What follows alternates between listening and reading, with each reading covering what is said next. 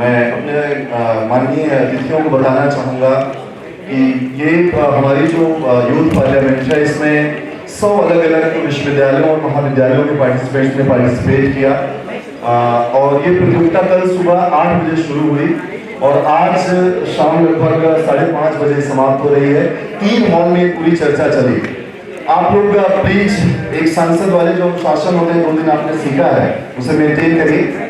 इसमें लोकसभा, राज्यसभा, संयुक्त समिति 3 हॉल में पूरी चर्चा चली और अब उसके परिणाम आ चुके हैं और हमारे प्रतिभागियों को सम्मानित होना है। तो मैं एक बार अतिथियों से परिचय करा दूं। हमारे साथ आदरणीय सौरभ शाह जी का सानिध्य प्राप्त हो रहा है। आप सीनियर IPS हैं गवर्नमेंट ऑफ इंडिया के और पावर एंड पब्लिक कॉर्पोरेशन के आप एग्जीक्यूटिव डायरेक्टर हैं। आप NSS के हेड रह चुके हैं, नेहरू युवा केंद्र के आप DG रह चुके हैं और भारत सरकार के अन्य कई गरिमापूर्ण और गौरवपूर्ण पदों को आप गौरवान्वित कर चुके हैं। आप दिल्ली विश्वविद्यालय के एलुमनाई हैं, इसलिए हमारे लिए और गर्व की बात है। आपने Shri Ram college of commerce से अपना ग्रेजुएशन किया, फिर आप लॉ फैकल्टी के। सर बहुत बहुत आपका अभिनंदन।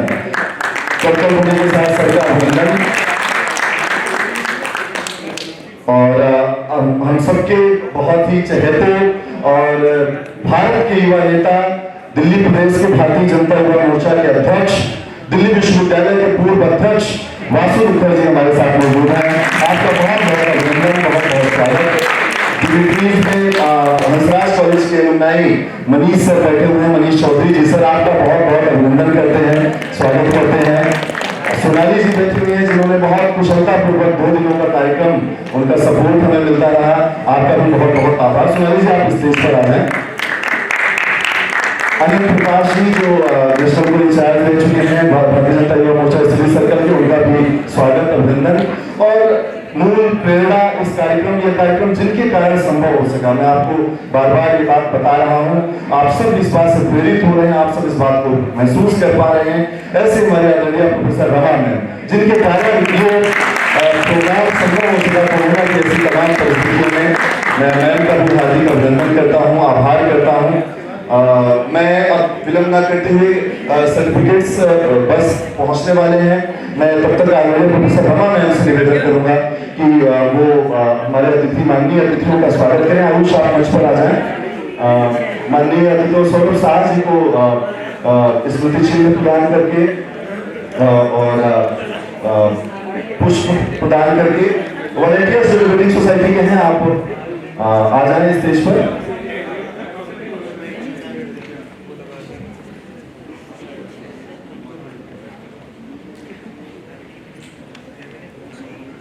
मैं मैम से निवेदन करूंगा सौरभ शाह जी का अभिनंदन करें एक बार जोरदार तालियों के साथ।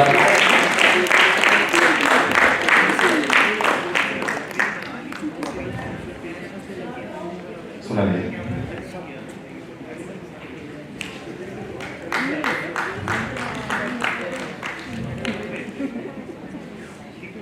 मैं मैम से निवेदन करूंगा कि वासुदेव जी का अभिनंदन करें, स्वागत करें। बड़े दिनों बाद हंसराज कॉलेज पढ़ा रहे हैं, ये उनका अपना कॉलेज है। जोरदार तालियों के साथ युवाओं का सम्मान युवा नेता के हाथों से होना चाहिए। आपने अब तक वरिष्ठ मंत्रियों को सुना, अन्य गणमान्यों को सुना। हमने आज के इस पुरस्कार वितरण समारोह में खासकर एक अधिकारी और एक नेता, दोनों लोग, दोनों युवा, ऐसे दोनों चेहरे आपके सामने मौजूद हैं जिनका आशीर्वाद हमें मिलेगा। मैं निवेदन करूंगा मैम से कि वासु मुखर्जी का स्वागत करें स्मृति चिन्ह के साथ। आकांक्षा,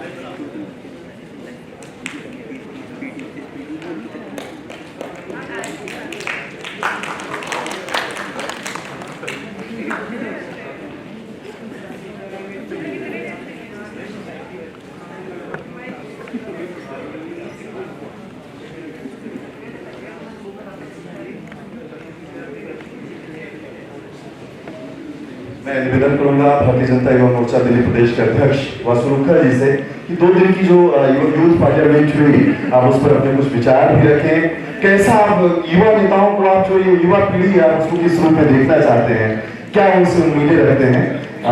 इस 2 दिन की प्रतियोगिता पर भी अपने विचार रखें और उन मुद्दों पर भी कर्तव्य ध्वनि के साथ उनका अभिनंदन, उनको आमंत्रण।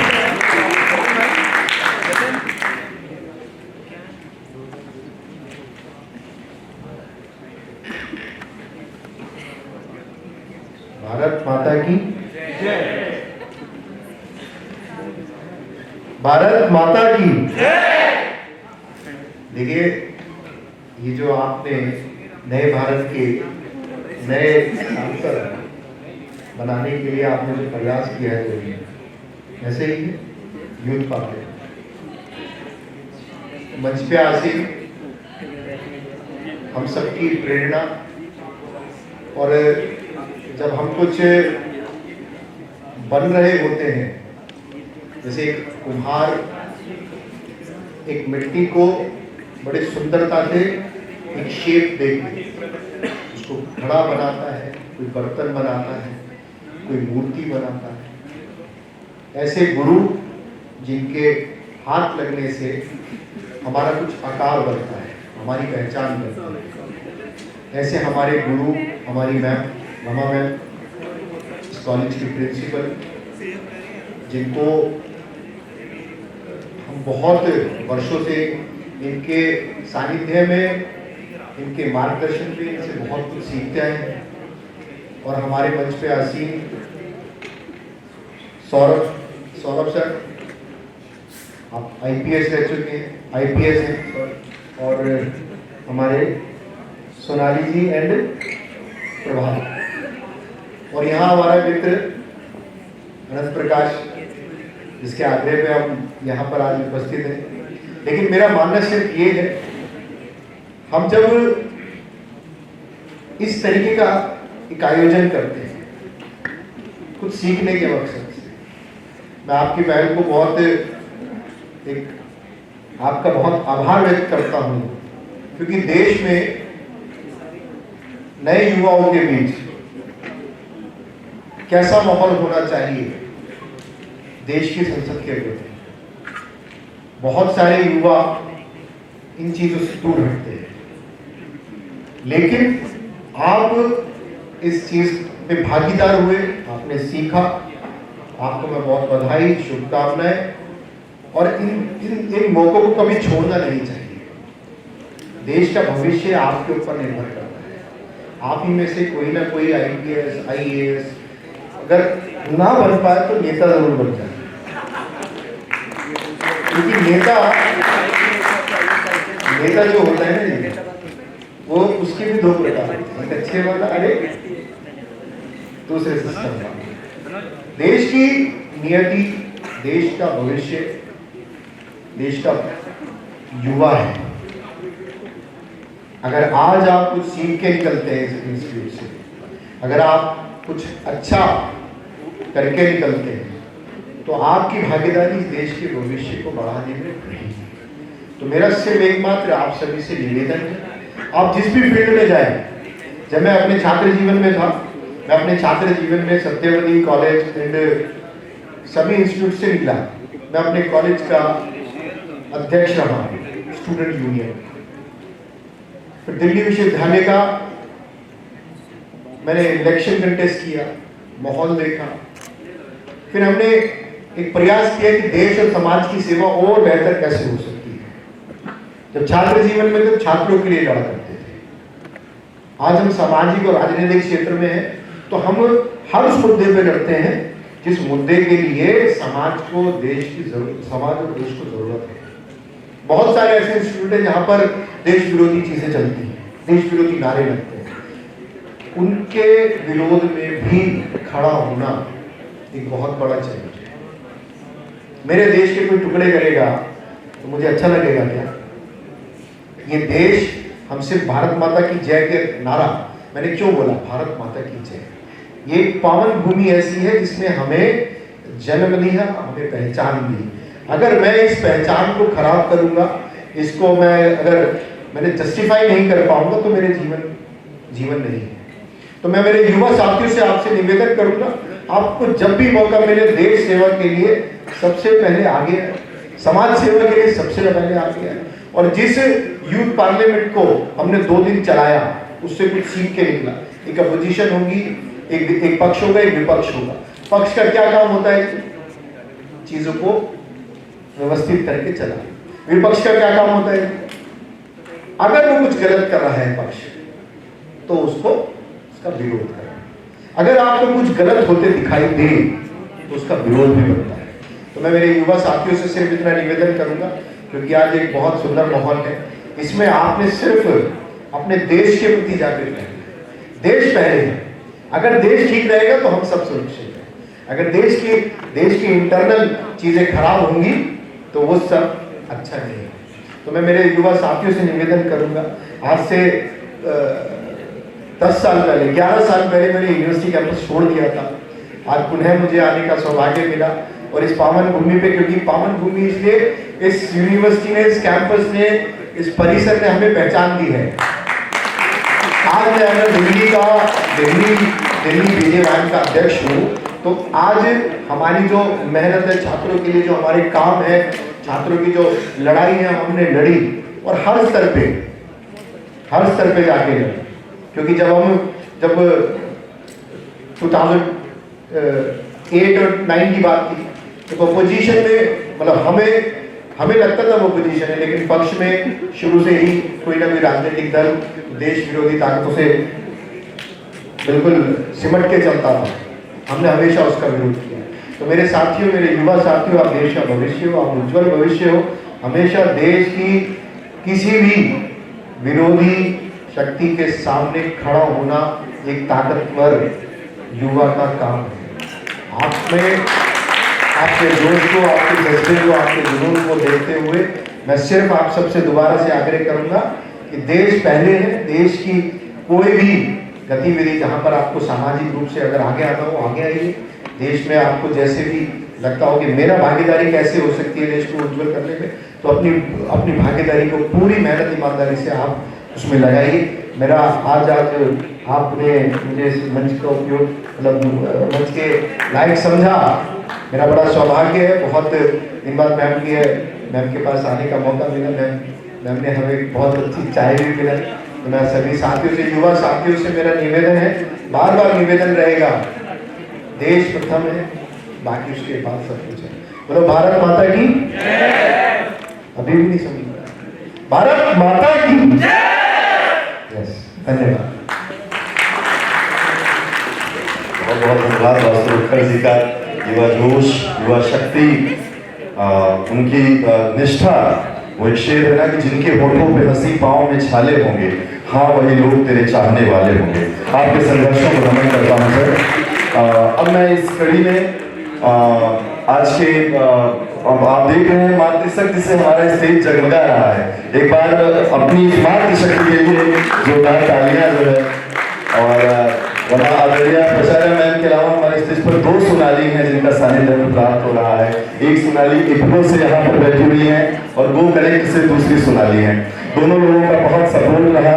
और एवं गेस्ट में मैं देख रहा हूँ संजय मित्तल जी, जिनका मैं 2 दिन इनका बहुत सपोर्ट रहा पूरे कार्यक्रम में। सर आपका भी बहुत बहुत आभार करता हूँ। डिबेटिंग सोसाइटी की प्रेसिडेंट आकांक्षा से मैं निवेदन करूंगा कि वो बुके लेकर के सर का स्वागत करें, वही उनके स्थान पर ही जा करके। आकांक्षा डिबेटिंग सोसाइटी के प्रेसिडेंट हैं, इनके नेतृत्व में ही सर ये 2 दिन की चर्चा, 2 दिन का एक कार्यक्रम आयोजित हो सका।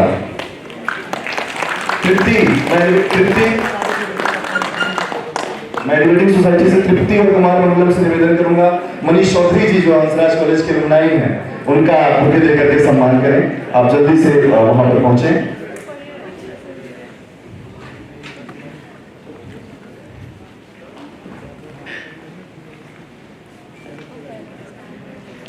मनीष चौधरी जी का सम्मान करें बुके देकर के। एक बार जोरदार तालियों के साथ अभिनंदन। वो यहीं के छात्र रहे, उनका बड़ा स्नेह। एक बुके देकर के अनंत जी का स्वागत करें, उनका सम्मान करें।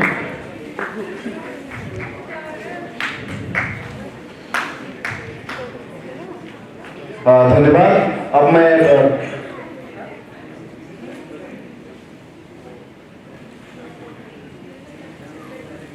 और मैं बताना चाहूँगा अमर उजाला हमारा प्रिंट मीडिया का पार्टनर और एपीएम न्यूज़ ने लगातार इस यूथ पार्लियामेंट को लाइव बनाए रखा। एपीएम न्यूज़ का बहुत आभार करता हूँ।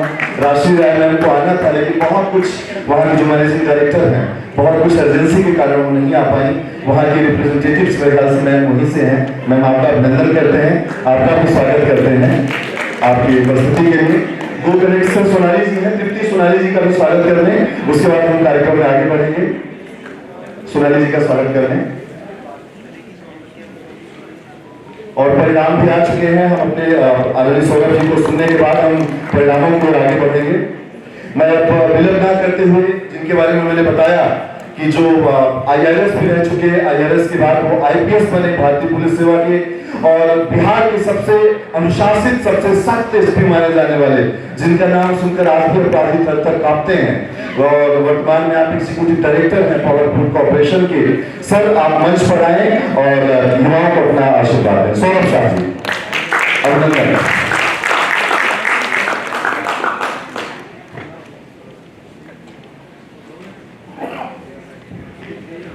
धन्यवाद प्रभांशु इंट्रोडक्शन के लिए। एक थोड़ा सा उसमें करेक्शन में चाहूँगा, पार्क फाइनेंस कॉर्पोरेशन है, पावरफुल कॉर्पोरेशन है। Very good evening to everyone. मैं सर्वप्रथम धन्यवाद देना चाहता हूँ मंच पर आसीन प्रोफेसर रमा मैम को, हंसराज कॉलेज के प्रधानाचार्य और हम सबके अभिभावक, मंच पर आसीन वासु मुखर्जी, दिल्ली प्रदेश भारतीय जनता युवा मोर्चा के अध्यक्ष, सोनाली जी, और जैसा प्रभांशु जी ने बताया मनीष जी यहाँ पर है, और डिबेटिंग सोसाइटी की तरफ से आकांक्षा, तृप्ति और अंश और जो भी जितने भी लोगों ने मेहनत करके इस कार्यक्रम को सफल बनाया। मेरा इससे क्या जुड़ाव है, या प्रभांशु ने जैसे ही ये पहली बार परसों मुझे बताया तो एक निश्चित तौर पर एक खुशी हुई, और मैं अवश्य आना चाहता कल भी जब आपका पहला सेशन था, क्योंकि कहीं ना कहीं जो वाद विवाद की परंपरा है, जो एक विचारों के आदान प्रदान की परंपरा है, ये हमारी एक सांस्कृतिक एक सैद्धांतिक वस्तु है और ये हजारों वर्षों से अनवरत चली आ रही है। और वर्तमान में जब जो एक सोशल मीडिया और मीडिया का जो चेंज आया है, जिसकी वजह से जीवन में एक एकाकी बनाया है, काफ़ी हद तक लोग चाहे स्टूडेंट लाइफ में हो चाहे वर्किंग लाइफ में हो, एक दूसरे से अलग महसूस करते हैं। इसमें यह और भी महत्वपूर्ण है कि जो स्तंभ है हमारी सभ्यता का, वाद विवाद का, एक समझने का और एक दूसरे को समझाने की प्रक्रिया। मेरा जो पूर्व का प्रभांशु ने जैसा बताया, जो इसके पहले मेरे अनुभव रहे हैं, तो I been working for the first 10 years of my service I work in police in Bihar. तो वहाँ पर नेचुरली जो यूथ है that was the most important component, चाहे जो लॉ एंड ऑर्डर मेंटेन करना हो, चाहे सोसाइटी में कोई भी एक चेंज आती है, कोई ट्रांसफॉर्मेशन आता है, तो it is based upon the energy of youth. क्योंकि ये वो वर्क होता है जिसपे अतीत का कोई बोझ नहीं होता है। आप के जो आइडियाज़ होते हैं, आप जो पहली बार सोच कर कुछ कर सकते हैं, कहीं ना कहीं एक्सपीरियंस हैज़ इट्स एडवांटेजेस, पर आप नया कुछ करने के पहले कई चीज़ें सोचते हैं, बिकॉज आपको पता होता है आप कहाँ फेल हो सकते हैं। तो जिस व्यक्ति में एक बार ये समझ आ जाती है कि वो कहाँ फेल हो सकता है, उसमें कहीं ना कहीं एक समस्या आ जाती है कि वो नए कार्य करना बंद कर देता है, कई नए इनिशिएटिव्स नहीं लेता है। जब तक आप कॉलेज में हैं, जब आप कॉलेज से निकल रहे हैं, तो अभी आपके पास वो सारे ऑप्शंस खुले हैं, आप कुछ भी कर सकते हैं। एंड आई थिंक जब तक आप इसको मेंटेन कर सकते हैं अपनी वर्किंग लाइफ में भी, क्योंकि एक do slide digression I just go to अभी जो दुनिया में कॉर्पोरेट स्ट्रक्चर है। If you look at the companies now, Fortune 500 list उठा लीजिए, इंडिया की टॉप 100 कंपनीज उठा लीजिए, 15 साल पहले इसमें से आधी कंपनीज नहीं एग्जिस्ट करती थी। तो never in the human history has the speed of transformation been something like this. पहले जो बदलाव 200 साल 300 साल में होते थे, वो फिर 30-40 साल में होने लगे, फिर इस सदी में आते आते हर 5 साल में उतने बड़े बदलाव होने लगे। 5 साल पहले के विचार, 5 साल पहले की वस्तुएं ऑब्सोलीट होने लग गई, और अब ये एनुअल इवेंट्स बन गए हैं। 1 से 2 साल में कई ऐसी चीज़ें होती है जिसका समय आता है और निकल जाता है। तो आप लोग ऐसे दौर में जॉब मार्केट या एजुकेशन, फर्दर एजुकेशन में प्रवेश कर रहे हैं, सो आपको भी बहुत सोच विचार के अपने आगे के फैसले लेने पड़ेंगे, क्योंकि बहुत तेज़ी से चीज़ें बदल रही है। जो ट्रेडिशनल कॉलेज का एक एडवांटेज था आज से एक जनरेशन पहले की, once you go to traditional college, you are assured for a job, you are assured for a decent urban middle class life. That no longer exists. Those guarantees are not there. इसके बाद भी आपको एक average या decent life आराम से मिल जाएगी। पर अगर कुछ चेंज करना है तो you have to think beyond academics कि आप क्या ऐसा कर सकते हैं which is different, which has some kind of value to the economy, value to the society. Not everything is for obviously for business. अगर आपका sector, if you are interested in public service, there are opportunities there. अगर आपको non profit या non government, आज की date में civil society is a very different, it's of a very different size from what it was 20 years back. Civil society में भी आपके पास जो tools available हैं, जिस तरह की global agencies अब आ गई है जो civil society support करती है, तो I'm sure मतलब उस सेक्टर में जाके नॉन गवर्नमेंट में भी you can cooperate and you don't have to be. पहले एक विचार यह भी रहता था कि जो सरकार नहीं है वो सरकार से अलग है या कुछ है। अब वो समय आ गया है कि कोऑपरेशन के साथ आप चल सकते हैं, चाहे आप सरकार के हिस्से नहीं है तो भी आप सरकार के साथ चल रहे हैं, चाहे आप मार्केट है वो भी सरकार के साथ चल रहा है। तो कहीं ना कहीं अगर देश को आगे बढ़ाना है तो ये विचारधारा होनी चाहिए कि किस तरह से अधिक लोगों को हम लोग एक सकारात्मक मानसिकता के साथ आगे लेके चले। यूथ पार्लियामेंट से जो मेरा अभी तक का परिचय रहा है, मैं जैसे मैंने बताया मैं निदेशक रहा हूँ राष्ट्रीय सेवा योजना में और महानिदेशक रहा हूँ नेहरू युवा केंद्र संगठन।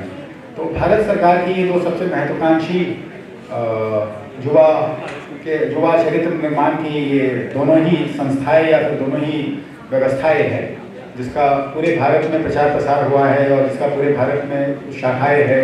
यहाँ पर भी है संयोग से और दिल्ली विश्वविद्यालय अन्य सभी विश्वविद्यालयों में हैं।